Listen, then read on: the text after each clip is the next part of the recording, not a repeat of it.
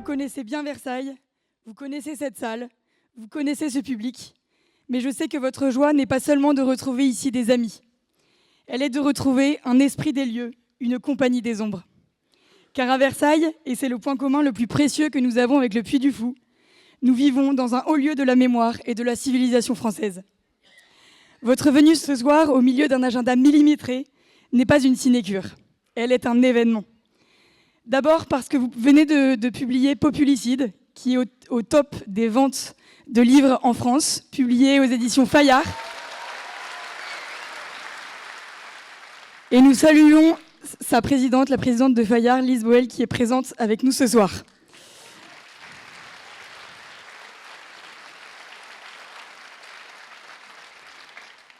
Ce livre n'est ni un livre tiède, ni un livre prudent. Et ensuite, nous sommes heureux de vous avoir ce soir parce que vous nous avez confié n'avoir pu répondre à toutes les invitations. Alors, d'avoir fait le choix des éveilleurs nous honore, sans nous surprendre, car nos liens d'amitié sont forts et anciens. En effet, le 7 novembre 2015, vous avez été le premier d'une très longue liste d'invités des éveilleurs. Il s'agissait déjà à l'époque d'un premier livre testament. Gageons que celui de 2025, avec Populicide, ne soit pas le dernier. Vous êtes venus présenter depuis tous vos livres, ou presque. Nous vous avons été fidèles, vous l'avez été aussi. Nous nous sommes tenus éveillés. En même temps, votre cadence ne nous laissait pas beaucoup de répit. En disant, c'est la 9e fois que vous venez. Ce qui ne varie jamais, c'est votre relation particulière avec Versailles. Vous aimez les Versaillais vous le rendent bien. Et ce soir, ils sont venus nombreux pour écouter un homme qui préfère déranger que disparaître, qui préfère combattre que de voir son peuple mourir. Cher Philippe, les éveilleurs sont heureux et fiers d'accueillir une voix libre, un esprit indiscipliné, un homme rebelle à notre temps, parce que fidèle à son passé et à ses pairs, pour être demain un modèle pour ses enfants. Un auteur et un conteur qui continue de réveiller les consciences pour que la France demeure la France, pour qu'elle soit encore, et pour de nombreux siècles, une nation chrétienne, un modèle de civilisation. Alors merci d'être là ce soir. La parole est à vous. Belle soirée à tous. Normalement, c'est du Ricard. Je vois que vous regardez ma main et la fiche qui est dans ma main et vous vous dites « Oh là, il a beaucoup vieilli, il a besoin de notes ». Non, c'est parce que je veux saluer quelques personnalités qui sont là parmi nous et je ne voudrais pas en oublier.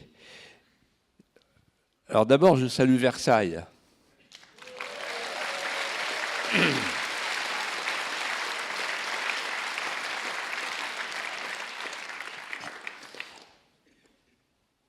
Et je voudrais saluer son Excellence, Monsieur Miklos Erik Tromler, l'ambassadeur de Hongrie en France qui m'a fait l'amitié de venir ce soir à Versailles.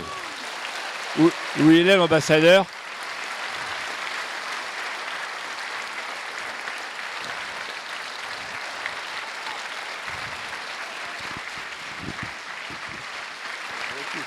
Super, merci beaucoup d'être là. Merci beaucoup. Et je vous demande, monsieur l'ambassadeur, de dire à notre ami, à mon ami Viktor Orban, combien il est apprécié en France.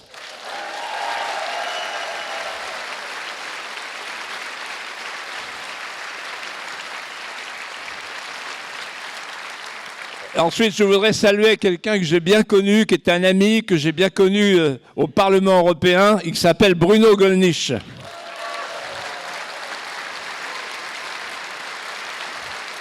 Merci Bruno. Mon maître intellectuel, celui qui me donne un complexe, l'homme le plus intelligent que je connaisse, c'est le directeur du Figaro hors-série et du Figaro Histoire. Il est là avec son épouse Sylvie. Michel de Gégère. Où est-il? Toujours à gauche. Ensuite, à un historien qui compte beaucoup pour moi, qui compte beaucoup pour vous, qui est un historien magnifique, merveilleux, notre ami Jean Sévilla. Jean.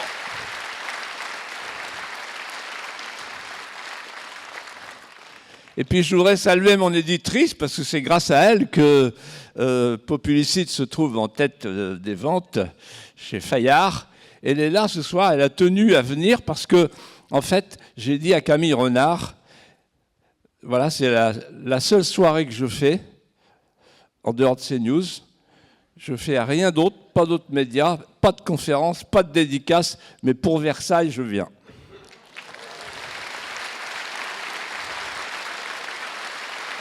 Et donc, je voudrais saluer Lise Boel. Levez-vous. C'est la directrice.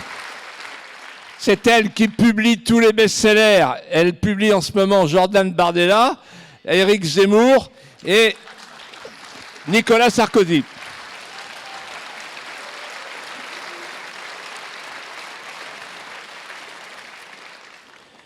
Et puis je voudrais saluer, il est là ce soir, le directeur de la rédaction du JDD, que je connais bien parce que je le rencontre tous les vendredis soirs, mon ami Geoffroy Lejeune.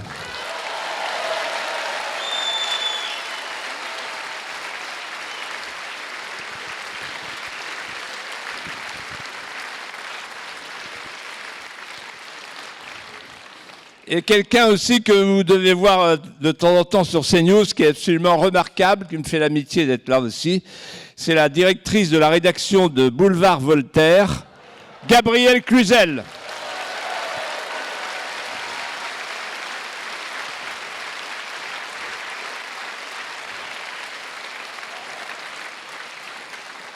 Alors naturellement, je remercie Camille, la jeune présidente des Éveilleurs. Ils font un travail exceptionnel, c'est pour ça que j'ai accepté de venir. Et je voudrais dire à Benoît et Nicolas Sevilla quelque chose en confidence. Joyeux anniversaire.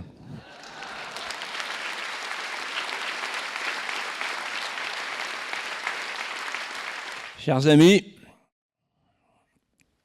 c'est ici même, tout près de ce palais des Congrès, que la France a connu un grand tournant. Il y avait le jeune roi, Louis XIV, et à côté de lui, son jardinier, le nôtre. Ils conversaient tous les deux face à un immense marais, ou plutôt un marécage.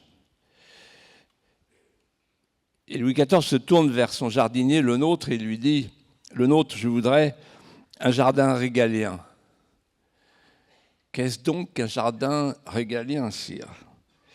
C'est un jardin où on va retrouver l'ordre et la justice. Qu'est-ce donc que l'ordre et la justice pour des parterres, pour des boules de buis? Eh bien, le nôtre. L'ordre en esthétique, c'est la symétrie. Et la justice en esthétique, c'est la perspective. Ainsi est né le jardin à la française. Le jardin à la française, pour un roi cultivé comme Louis XIV, c'était la redite d'une enluminure du XVe siècle qui s'appelait le jardin de paradis et qui désignait la France avec la domina, la mère, la femme, qui représente la France, un être moral de tendresse, comme a dit Michelet. À ses pieds, un enfant qui joue du psalterion, c'est l'image du verbe vivant. La France est née comme une romance. Et à côté, l'arbre sec qui refleurit, c'est l'image même du peuple français. C'est donc à Versailles que le jardin de paradis a connu cette nouvelle vie. C'est à cause de Versailles que la France est regardée dans le monde comme un exemple sublime sur le plan de l'esthétique et de la grandeur. Ce mérite revient à tous les Versaillais. En tant que Vendéen, venu de ma campagne, un peu crotté, arriéré, entre le granit et genêts en fleurs, je m'incline devant les Versaillais.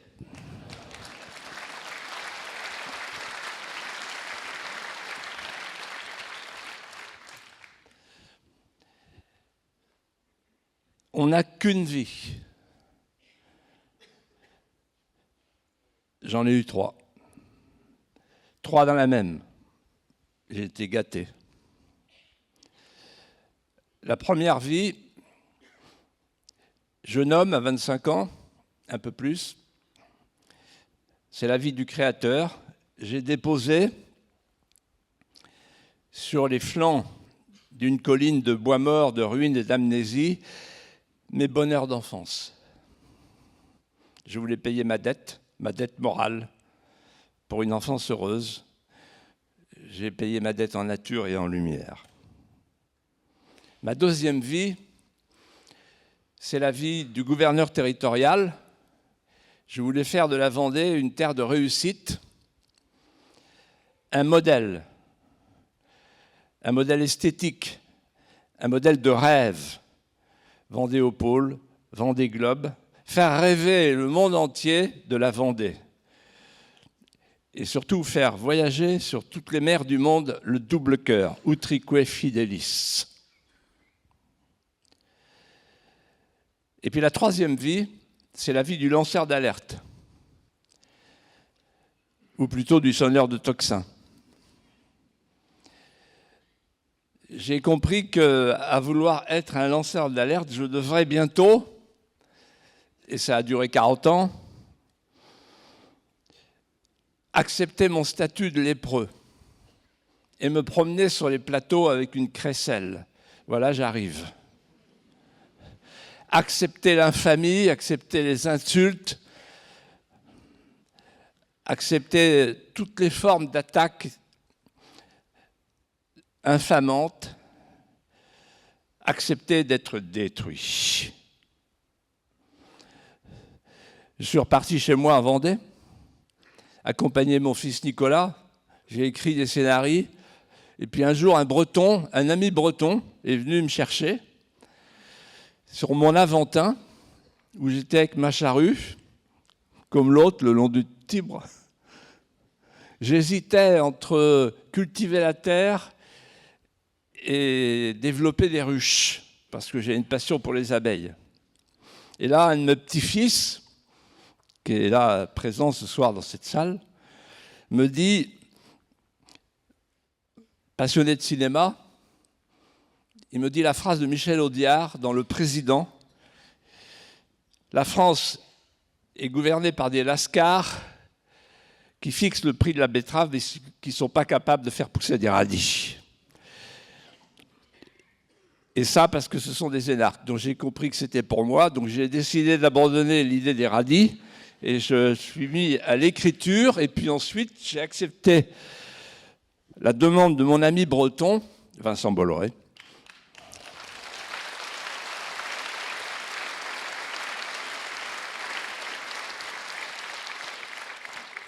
vous avez raison de l'applaudir, c'est un homme extraordinaire. Ce qu'il a fait, c'est extraordinaire. Voilà. C'est un capitaine d'industrie qui met les moyens qu'il a pu accumuler au service d'une cause beaucoup plus grande que chacun d'entre nous, la survie de la France.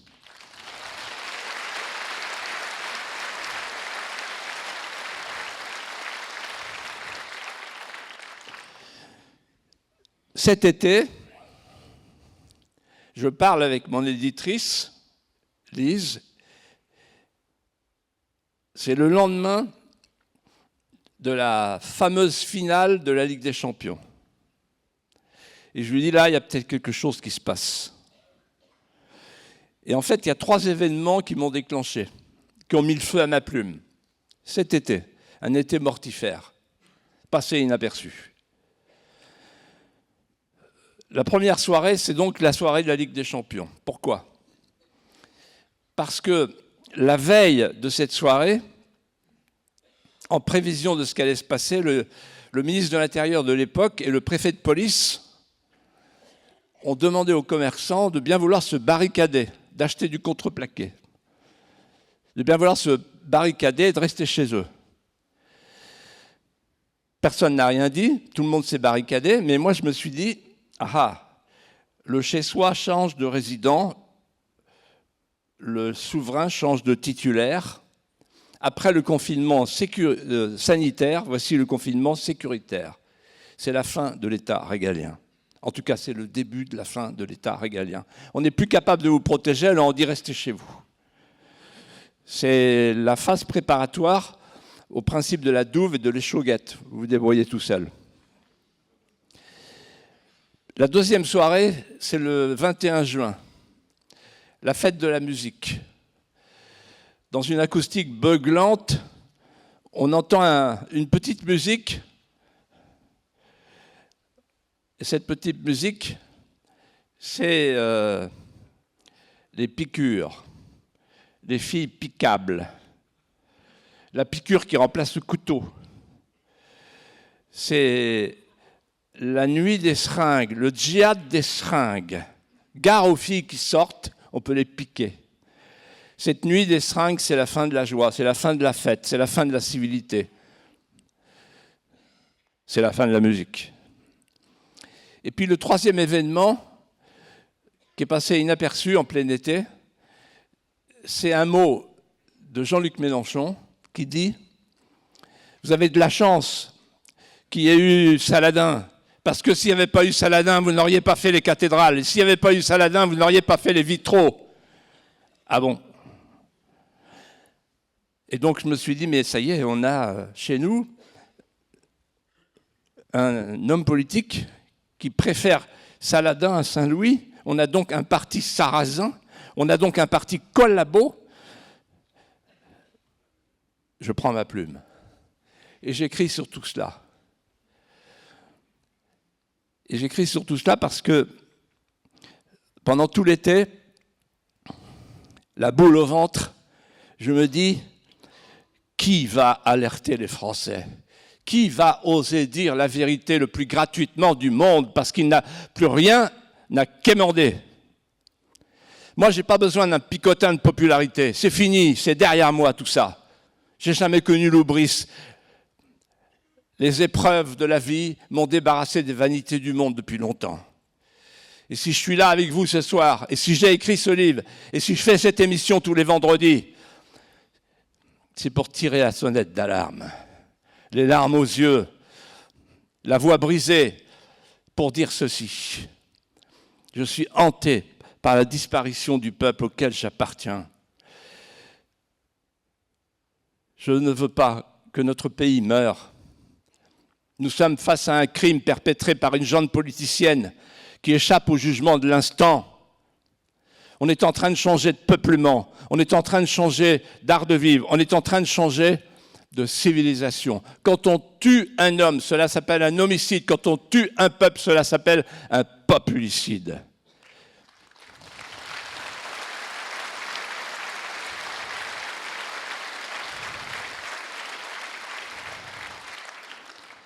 Qu'est-ce qu'un populicide? Le mot est un néologisme que j'ai trouvé dans un livre qui s'appelle « Le système de dépopulation », qui a été écrit par Gracchus Babeuf en 1795. Il voulait ainsi désigner l'extermination de masse des populations de l'Ouest. Le système de dépopulation. C'était un communiste, un révolutionnaire communiste. Il voulait dénoncer la terreur, la disparition de tous les peuples de l'Ouest qui s'étaient soulevés au nom de la liberté de conscience, pour sauver la liberté de conscience. Et puis, en parlant un jour avec mon ami Michel Onfray, on est tombé sur un personnage qui nous a intéressés tous les deux, et qui s'appelle Anacharsis Clootz. C'est un Prussien, un baron prussien, qui est devenu député de l'Oise, et qui est devenu, au fil des temps de la Révolution, le grand, comment dirais-je, le grand poète de l'unité du monde, l'unité du genre humain. C'est le premier grand prêcheur de l'idéologie des droits de l'homme pour façonner une humanité nouvelle et pour unifier le monde et donc faire disparaître les nations. par le populicide. Mais le mot qui m'a arrêté et qui a mis l'encre dans la plume vient de Aimé Césaire, qui a déclaré un jour « Un populicide, c'est un génocide par substitution. Substitution d'un peuple concomitante avec l'effacement du peuple original. » C'est ce qui nous est arrivé. C'est ce qui nous arrive. Et on tente de fabriquer un peuple sans identité, sans histoire, sans langue. En fait, qu'est-ce qu'on a fait depuis 50 ans? On a fabriqué une société de déracinés. Il y a les déracinés de l'extérieur et il y a les déracinés de l'intérieur. Le migrant face à l'homme global. Nous avons oublié que la victoire de la vie est toujours incertaine, précaire. Nous avons oublié que la nature porte le vide et que c'est l'abîme qui porte l'arche au-dessus d'un tombeau grand ouvert. Alors, la question que je me suis posée au milieu de l'été, c'est la suivante. Et si j'allais voir comment meurent les peuples?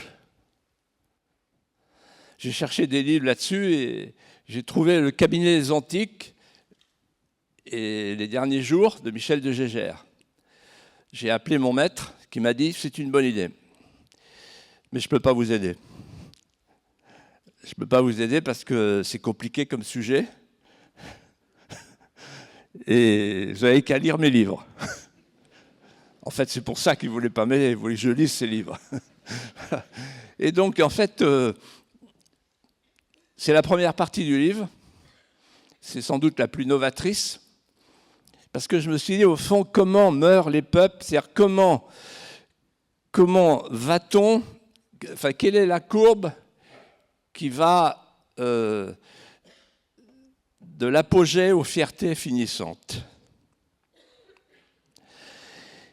Et je suis arrivé à dégager une sorte de loi de gravitation. L'histoire n'est jamais la même, mais c'est toujours la même histoire. D'abord, première loi commune de tous les peuples qui meurent après avoir connu la gloire et la prospérité. Le premier point commun, c'est que les peuples qui meurent ne se voient pas mourir.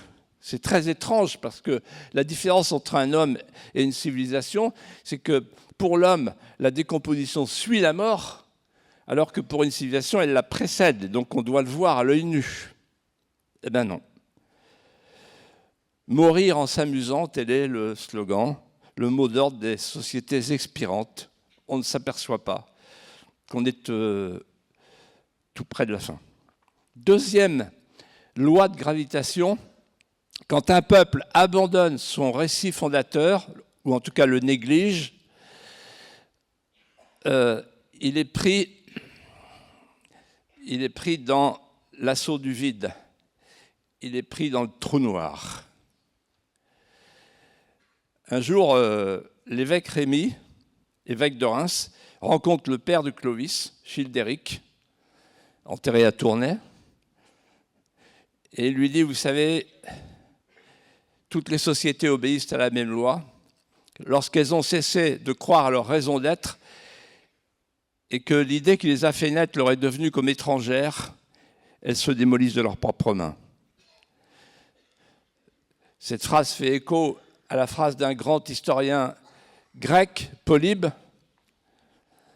qui a dit « Aucune civilisation ne cède à une agression extérieure si elle n'a pas d'abord développé un mal qui l'a rongé de l'intérieur. » Voilà où nous en sommes. Comment meurent les peuples? Si vous voyez des points communs avec ce qui nous arrive, signalez-le à l'Élysée.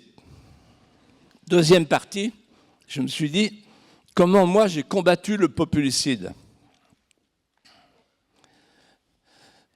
Et en fait, on trouve toujours une cohérence à ce qu'on a fait, alors que ce qu'on a fait, c'est un peu le fruit du hasard. Les combats successifs se présentent à vous comme des nécessités de l'instant. Mais je suis assez fier de cette cohérence que je vais développer devant vous en quelques phrases. J'ai mené 4 combats contre le populicide, contre 4 formes de populicide. Le premier combat, c'est 1989, le bicentenaire de la Révolution française. À l'époque, j'étais tout jeune président du Conseil général. Et je me dis, qu'est-ce que je fais? Est-ce que je reste dans le moule? Ou est-ce que je dénonce le fait que Turreau soit sur l'Arc de Triomphe? J'écris à Mitterrand, il me répond, et c'est parti. J'écris une lettre ouverte, déjà avec Lise Boel, éditrice Albin Michel, Richard Ducousset, lettre ouverte aux coupeurs de tête et aux menteurs du bicentenaire. Et en fait, qu'est-ce que je dénonce dans cette lettre ouverte? Et quel est le cœur de mon combat? C'est de dire, arrêtez de dire aux Français que leur bonheur passe par la table rase et qu'il faut reléguer le legs de ce que nos ancêtres nous ont apporté. Et qu'il faut bannir cette phrase fameuse, prononcée déjà à Sparte, ce sont les morts qui gouvernent les vivants. En fait, j'étais pénétré depuis que j'ai fait le Puy du Fou d'une phrase de Robespierre. Quand j'ai vu à quel point l'espèce humaine était dégradée, je me suis rendu à la nécessité de recommencer l'humanité et de refaire un nouveau peuple. J'ai compris très jeune que la Révolution française n'était pas un changement de régime, c'était un changement de religion. C'était une annonciation de type eschatologique pour fabriquer l'homme neuf de Saint-Paul revu et corrigé. Un nouvel homme neuf. L'homme nouveau. Et les mots trahissent cette intention puisque le mot qui revient tout le temps, c'est régénération. La régénération baptismale, le nouveau baptême. Et quand a commencé l'année 89, je me suis dit, je ne les lâcherai pas là-dessus. Parce qu'un pays qui est divisé contre lui-même et qui considère qu'il n'y a que 2 siècles à cultiver et à célébrer, c'est un pays qui est mort. Il faut que la France retrouve ses 2000 ans d'histoire. Il faut que la France retrouve le pacte multiséculaire entre la France et la grandeur. Et donc, je ne les lâcherai pas. Et là, qu'est-ce qui se passe? Mitterrand commande à Jean-Paul Goude le défilé des tribus planétaires, 14 juillet 1989. Qu'est-ce que ça veut dire, le défilé des tribus planétaires? Ça veut dire « allons enfants de la planète ».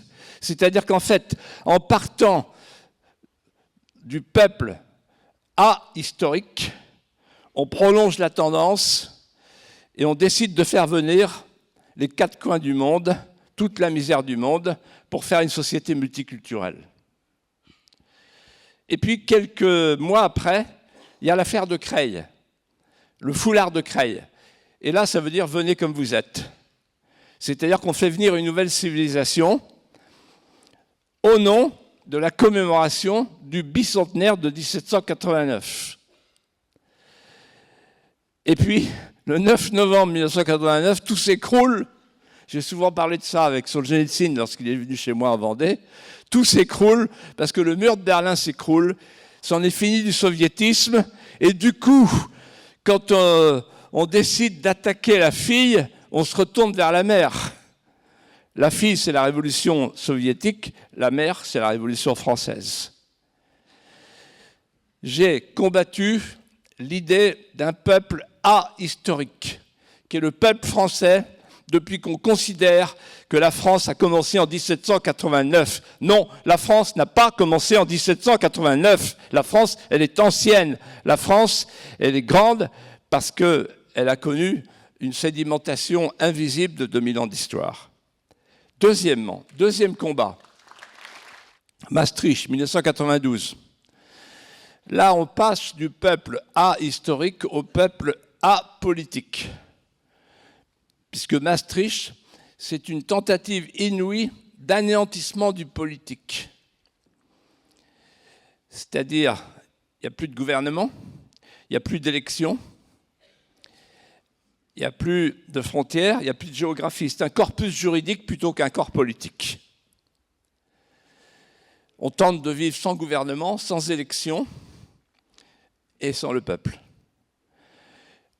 Le peuple apolitique. On fait du peuple français au motif qu'il faut un levier d'Archimède et qu'il faut une plus grande France et qu'avec Maastricht, on va faire un super État. Tu vas voir les Américains, vous n'avez qu'à bien vous tenir.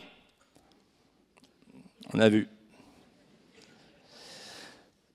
Un peuple apolitique. Deuxième combat. Troisième combat, c'est 2005. Le référendum et mon livre « Les mosquées de Roissy ». Les mosquées de Roissy qui me valent d'être vraiment mis au banc de la société parce que je prononce le mot « islamisation » pour la première fois. Et là, c'est le début de tous mes ennuis, comme vous pouvez l'imaginer. Mais surtout, 2005, c'est l'idée d'un peuple non plus ahistorique, apolitique, mais national. Parce qu'il s'agit de faire une Europe multiculturelle, je me souviens de la phrase de Giscard, un Liban occidental. On est dans l'idée, reprise récemment d'ailleurs par un hiérarque que je ne nommerai pas, le Liban, c'est un modèle de société multiculturelle et donc de fraternité universelle. Voilà. Et on nous fait un Liban occidental. Et donc, c'est mon troisième combat. Et le quatrième combat, c'est le Covid, 2021. Là, c'est le passage au peuple acéphale. C'est-à-dire, en fait, l'individu est contrôlé par l'hygiénisme d'État. Un peuple ahistorique, un peuple apolitique, un peuple anational, un peuple acéphale. 4 combats. Et pour terminer, la déréliction. Parce que quand vous menez 4 combats comme ça, vous vous retrouvez tout seul. Mais je suis revenu.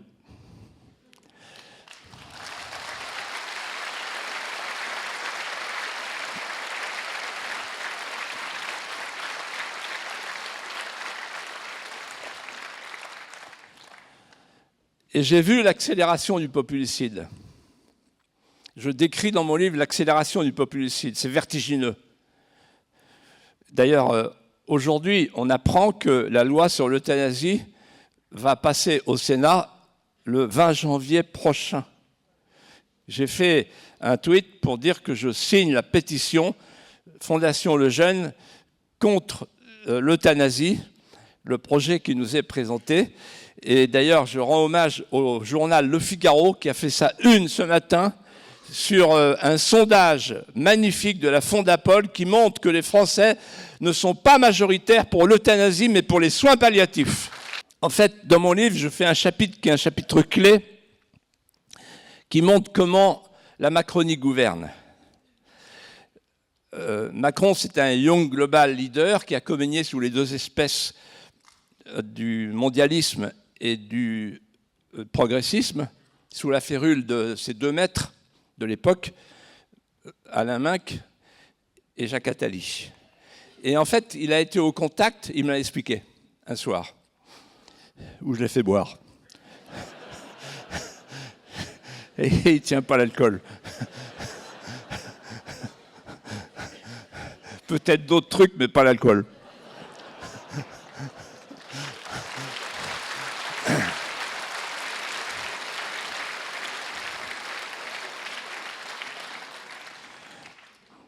Et en fait, il m'a dit, voilà, il y a les Global Shapers. C'est quoi ça? C'est les entraîneurs mondiaux, les façonneurs mondiaux. Et en fait, qui m'ont conseillé la méthode Monnet à l'américaine, Spillover Effect. Ah, j'ai dit, c'est quoi ça? C'est ouvrir des crises, ou en tout cas, les saisir. Ah bon? Et alors, une fois que tu as la crise, qu'est-ce que tu fais? Et il dit, ben, en fait, on exploite la crise. C'est le gouvernement par le chaos. Ah bon? Oui. Pour pouvoir passer du bien commun au contrôle. Il ne s'agit plus de faire le bien commun quand on est l'État, il s'agit de contrôler la population. Et donc, en fait, vous avez une leçon de choses sous les yeux, mais on est tous inattentifs, on ne le voit pas. L'Ukraine, c'est le contrôle par la peur. Le Covid, c'était le contrôle par l'hygiénisme d'État. Le climat, c'est le contrôle par la norme, ZFE, voitures, etc. Ensuite, immigration, islamisation, insécurité, terrorisme, le contrôle par le fichage de masse. C'est-à-dire qu'on prend le prétexte d'une crise et plutôt que de la régler, on la fait durer pour en tirer parti, pour contrôler la population. Voilà. Alors la question que je voudrais poser maintenant devant vous, c'est la question pour laquelle vous êtes venus. Y a-t-il encore un espoir?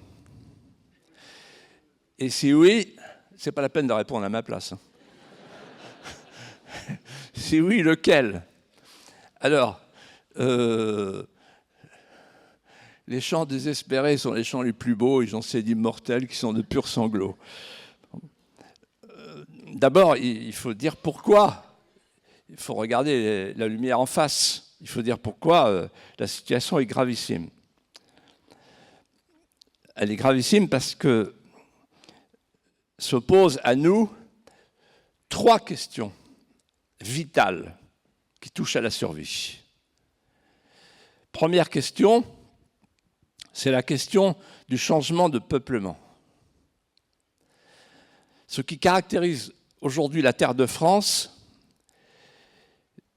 c'est qu'elle est traversée par une angoisse qui touche toute la société, celle des héritiers et celle des arrivants.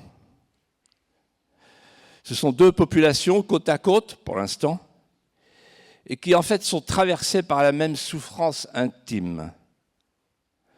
Il y a un peuple neuf qui sait très bien d'où il vient, mais qui ne sait rien sur l'endroit où il arrive. Et il y a un peuple sédentaire, immémorial, éberlué, exténué, hagard, qui ne sait plus où il habite et qui ne sait plus rien de l'endroit où d'où il vient. Si bien qu'on a des héritiers qui détestent leur passé et des arrivants qui détestent leur présent. Il n'y a plus de sol moral commun. Et ceux qui croient que c'est avec les valeurs de la République, la laïcité et l'hédonisme consumériste qu'on va régler le problème, ignorent qu'on n'arrête pas une lame de feu sans une lame de feu.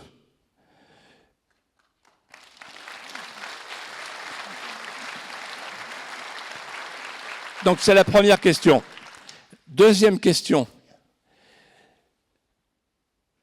c'est l'insignifiance de nos élites, toutes catégories confondues, élite spirituelle, élite temporelle, élite politique, élite morale, élite tout ce que vous voulez. C'est une faillite totale. Je vous dis ça avec un sentiment de solitude sur les cimes. Et en même temps, c'est extraordinaire parce qu'en fait, j'ai jamais reçu une lettre d'un seul évêque de France, mais par contre, alors, toute la population française m'écrit. J'ai 4 heures de signature le dimanche après-midi pour répondre aux lettres que je reçois, qui sont toutes absolument magnifiques, magnifiques, et d'une urgence vitale, intime. C'est extraordinaire. Il y a un peuple français qui demeure, mais il n'y a plus d'élite. C'est pas normal qu'on m'écrive à moi à 76 ans. Qu'est-ce que vous voulez que je fasse, moi, hein? Donc la deuxième question, c'est la question des élites. En fait, les élites, Observez ce que je vais vous dire, vous verrez. Elles se glissent, elles se soumettent. Elles se soumettent à tout. Mais en particulier, elles sont écartelées entre le wokistan et l'islamistan. Et elles sont entre la dimitude et la diminitude.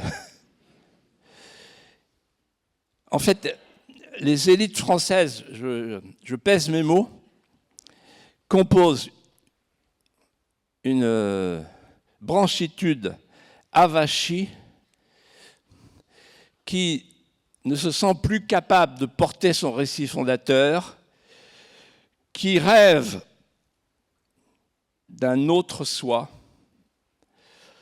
qui rêve de s'abolir dans une histoire nouvelle, qui rêve de se donner à une civilisation virile où on retrouverait, sans le dire, la différenciation sexuelle, le combattant au feu et la femme au foyer. Si bien que l'hédonisme consumériste est en train d'achever sa trajectoire en venant par une sorte de ruse hypnotique se fondre dans son exact contraire. Voilà pour les élites. Et enfin, la troisième question, c'est la plus délicate, c'est la question du pouvoir. Le pouvoir, c'est quand on l'a. Saint-Aignan. Ou Jean Bodin. Quand vous n'avez plus le pouvoir, vous ne pouvez plus rien faire. Or, le pouvoir est parti. Qui le dit? Ceux qui vous font croire qu'une fois qu'ils auront le pouvoir, ils exerceront le pouvoir, vous mentent, sauf à nous dire ce que je vais vous dire maintenant. Le pouvoir est parti, l'auctoritas est parti au prétoire et la potestas est partie à Bruxelles. Il ne reste rien. Jean Bodin, puisque je le citais, a dit un jour ceci, méditez cette phrase.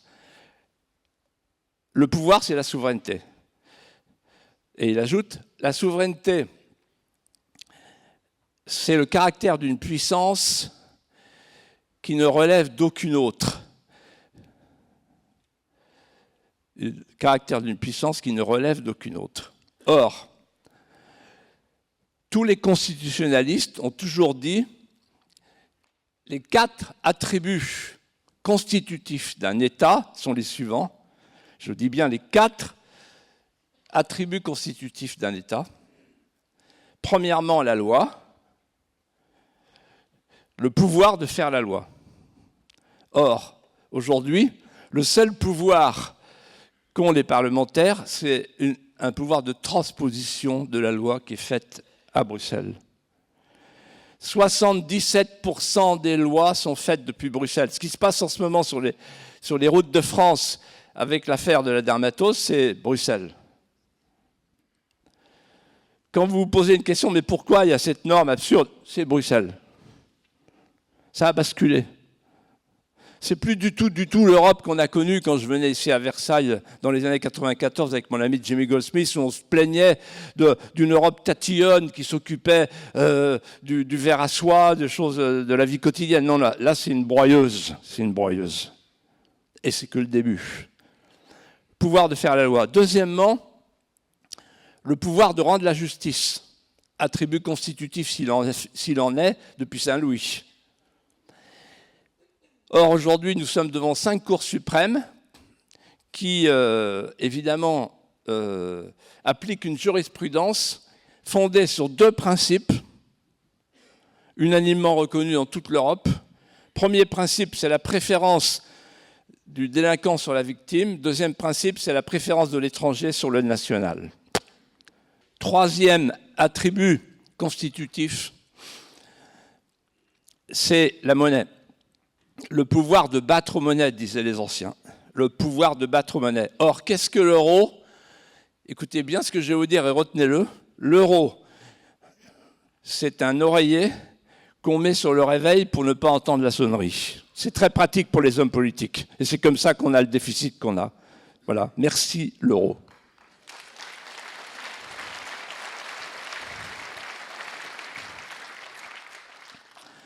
Enfin, le dernier pouvoir constitutif, c'est le pouvoir de déclarer la guerre. C'est la défense. Or, on sait maintenant, depuis le général Mandon, bien connu de nos services, qu'en envoyant tous vos fils en Ukraine, il faut qu'ils se pressent parce qu'il y a peut-être la paix qui est en train de se faire entre les Américains et les Russes en ce moment. Ouais. Et donc, vous avez bien compris que pour fédéraliser l'Europe, ils ont besoin d'une guerre. Ceux qui n'ont pas compris ça sont des naïfs. Ils veulent faire la guerre pour fédéraliser l'Europe. C'est le principe de monnaie. Spill-over-effect. Et donc, on est en train de perdre ce pouvoir puisqu'on va avoir une Allemagne réarmée, une Amérique qui s'en va, et une Allemagne et une Europe qui ne nous laisseront jamais développer notre industrie autonome de la défense. Voilà la situation dans laquelle on est et qui me fait dire, au risque de braver l'impopularité, si on reste dans ce système, on est mort.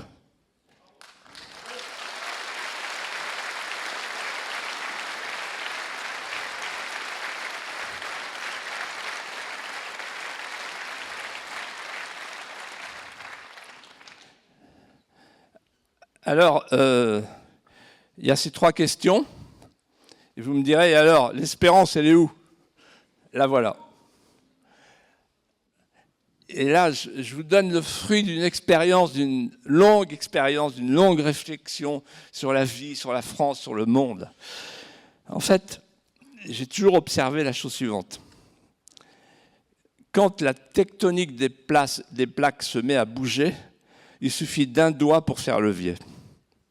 C'est paradoxal. C'est les milles de Lénine, en fait. On croit que pour changer les choses, il faut être majoritaire. Non. Il faut être là avec son doigt au moment où les plaques se mettent à bouger. Je vous vois et vous vous dites, oh là, il est très abstrait. On va être très concret maintenant. Il se passe une chose en ce moment. C'est que on est entré dans un post-monde qui succède au nouveau monde devenu l'ancien monde. Mais par un phénomène d'hystérésis, personne ne s'en rend compte. Qu'est-ce que ça veut dire? Ça veut dire que nous assistons dans le monde entier à 4 grands retours. Le premier retour, c'est le retour de la frontière. La frontière économique, le protectionniste, la frontière physique, la frontière tout court. Or, l'Europe se définit elle-même comme un espace sans frontières. Premier décalage, ça ne pourra pas durer. Deuxième décalage, c'est le retour de la nation. D'ailleurs, vous pouvez l'observer puisque tous ces politiciens, toutes catégories confondues, sont tous ukrainophiles. Peut-être à cause du LGBT. Et donc, en réalité, ils n'ont pas compris ce qui est en train de se passer. Mais qu'est-ce qu'ils nous disent? Il faut que vous soyez patriotes, au point d'envoyer vos enfants, acceptez de les sacrifier. Oui, soyez ukrainiens. Putain.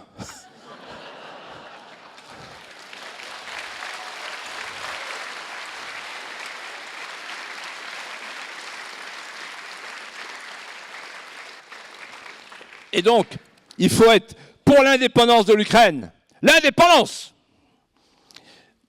Et pour la dépendance de la France. Il faut être pour la frontière ukrainienne. Mais pas de frontière pour la France, on garde Schengen. Ça fait partie du culte commun. Et donc on a le droit d'être patriote, on a le droit d'être nationaliste, on a le droit d'être nationaliste ukrainien. Et n'empêche qu'avec tout ça, la nation, elle revient partout. On est dans un monde néo-westphalien, comme aurait dit Kissinger, avec des logiques de puissance. On retrouve la nation. La frontière, la nation. C'est pas fini. La politique. En fait, ils ont tous cru que la démocratie de marché, comme il l'appelle, avait vocation à fusionner le monde et à dissoudre les identités récalcitrantes comme de vulgaires calculs rénaux. Or, ça n'a pas marché. Et aujourd'hui, les peuples s'aperçoivent, lentement mais sûrement, qu'ils n'ont plus le pouvoir et que le pouvoir est aux mains d'une caste de prétoriens, de commissaires et de banquiers. Les peuples ne le supportent plus et d'ailleurs se développe la populophobie des élites et le populisme du peuple. Le populisme, c'est le cri d'un peuple qui ne veut pas mourir. Donc le retour de la politique.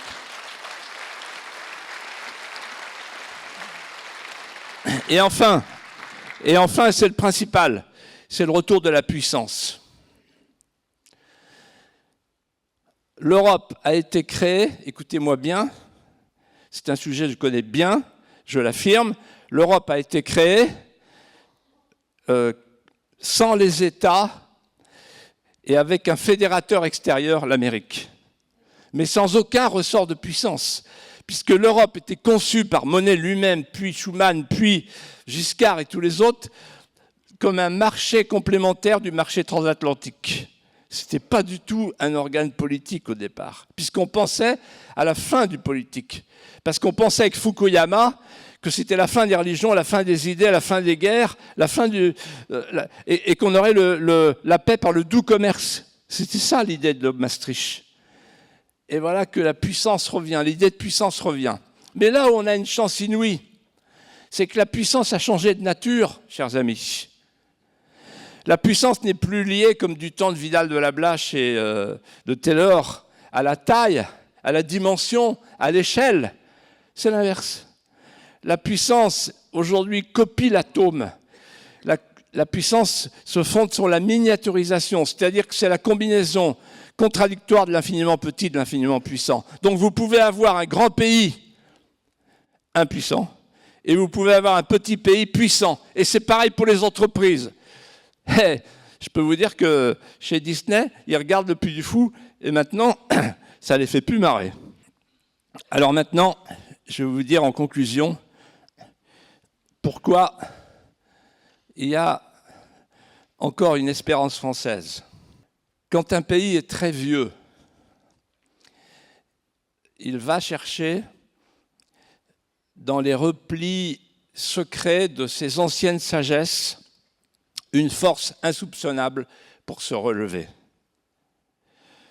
Notre passé multiséculaire est comme une corde de rappel qui nous redonne le goût de l'escalade, de l'ascension, de l'altitude. Je suis français de France. Cela veut dire que je porte dans mes flancs les pierres d'angle,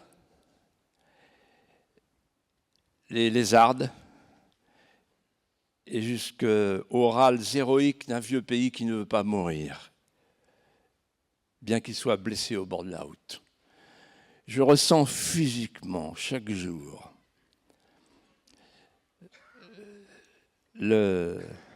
l'énigme des tendresses françaises enfouies et qui sont comme des recharges de tendresse, de ferveur, et qui font qu'en chaque petit Français, sans qu'il le sache, et souvent sans qu'on le lui dise, sommeille, murmure, veille, somnole parfois, un Français millénaire qui le rappelle à lui et qui le rappelle aux plus hautes valeurs distinctives. Et c'est pour ce Français-là, des hautes nefs immémoriales, que j'ai écrit ce livre, qui est un livre d'espérance française.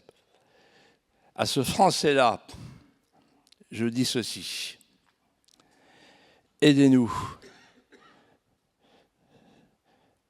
à former des consciences dressées. Il suffit de quelques consciences dressées au bon moment pour tout chavirer,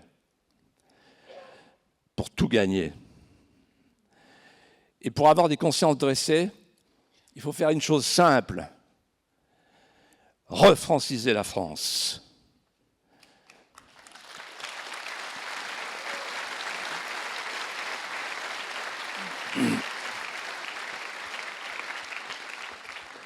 On a fabriqué pendant trop d'années des fils de personnes et des nouveaux venus. Refranciser la France, ça veut dire refaire des petits Français, des héritiers, des enracinés, des propriétaires et des voisins. Refaire des petits Français, mais aussi rapatrier le pouvoir. Franciser le pouvoir, c'est le reprendre. Donc, sortir de cette Union européenne pour faire la grande union. Pour faire la grande union de l'Atlantique à l'Oural. Parce qu'il y a une chose, comme dirait Michel de Gégère, l'historien, une chose que l'histoire ne peut pas faire, c'est commander à la géographie. C'est la géographie qui s'impose à l'histoire. Donc, on a des voisins slaves, on a des voisins russes, il faudra qu'on travaille un jour avec eux et qu'on les retrouve et qu'on se retrouve tous ensemble.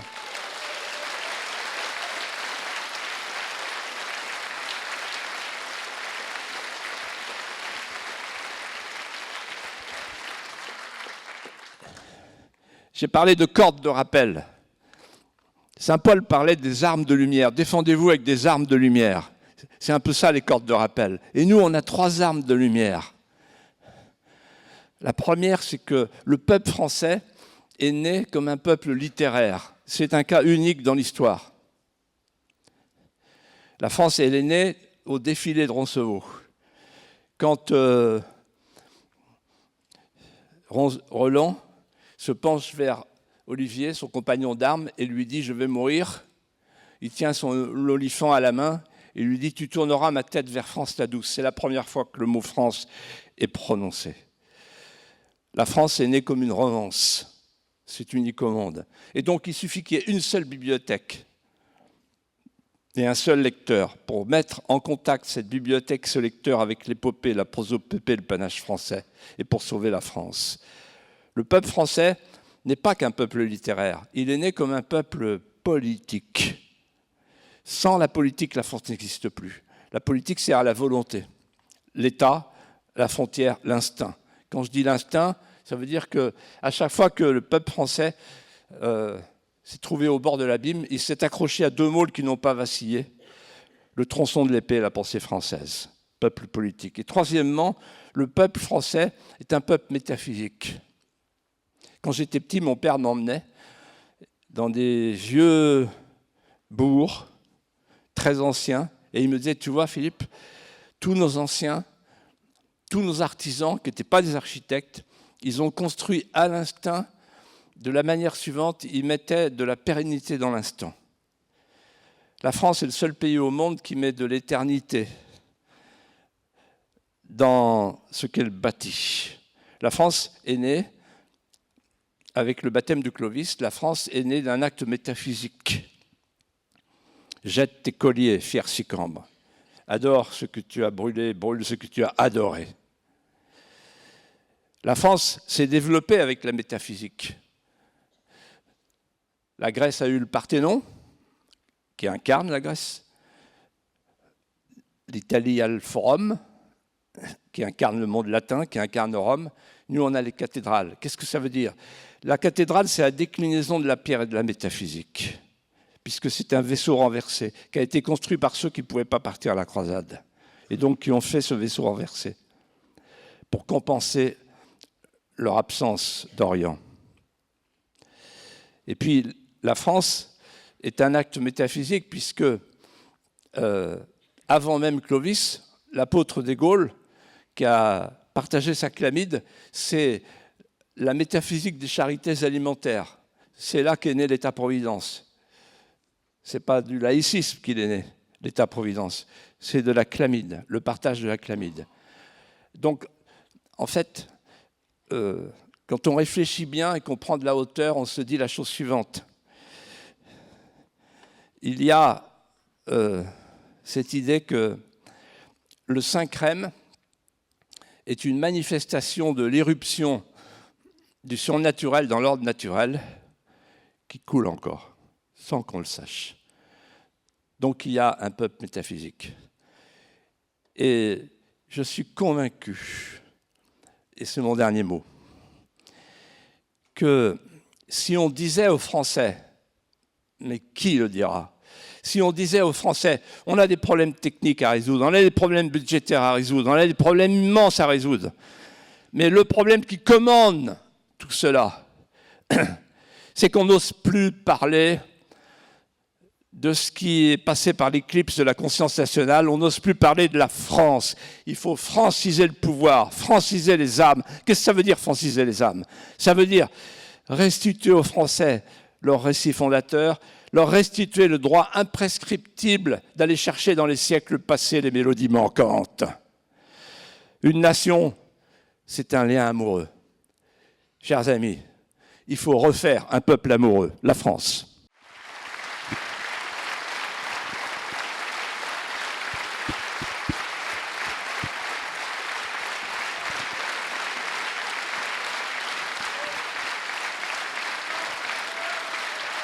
Merci.